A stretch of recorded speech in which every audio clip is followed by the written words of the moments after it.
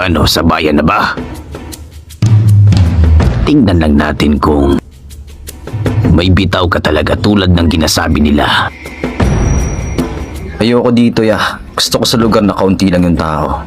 Baka kasi magtawag ka ng silop kapag delicads ka na.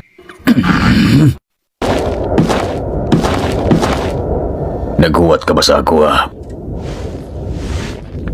Pasensya ka na, nag-update lang ako sa ako ang asawa. Meron lang akong katanungan sa imo. Naguluhan lang kasi ako kung tomboy ka ba o ano. Kahit ang mga fans ng Hunter x Hunter, hindi ka matukoy kung lalaki ka ba o above or what the hell are you? Chill ka lang muna sa bago yan. May gusto muna akong malaman. Ilang puno ng saging na bang napagdiskitahan mong kupal ka? Hindi ko na rin masabi sa dami kasi pero wait. Naparito ka pala para sa saging? Pabapukin ang ina mo pala kung ganon. Pananim kasi namin yun niya. Parang naalala ko na. Munting pala yan sa Antipolo City na kung saan hitik na hitik sa puno ng saging. Pero nagulat na lang kami kinabukasan. Butas-butas na ang mga puno nito. Ayun kasi yung pangunahing hassle namin doon, G. Mga 6 years o 5 years ago nung sinalakay nyo kami. Mga bandang pandemic days pala kung ganon. Pero sa naalala ko parang kasama yata ako talaga doon.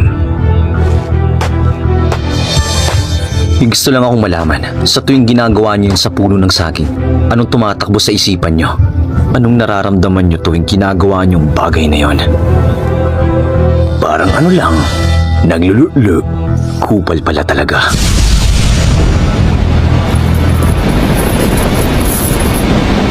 Tignan natin kung tatagos ka talaga.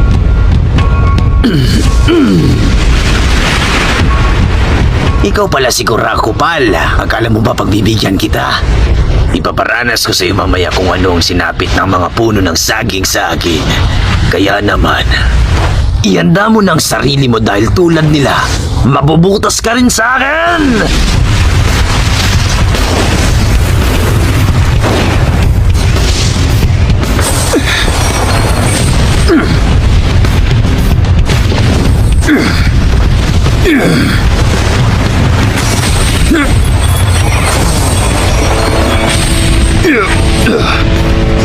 Delikado pag nakatama siya sa kanyang kadena na hawak dahil sobrang lakas nito. Pukin ang inang tomboy na ito.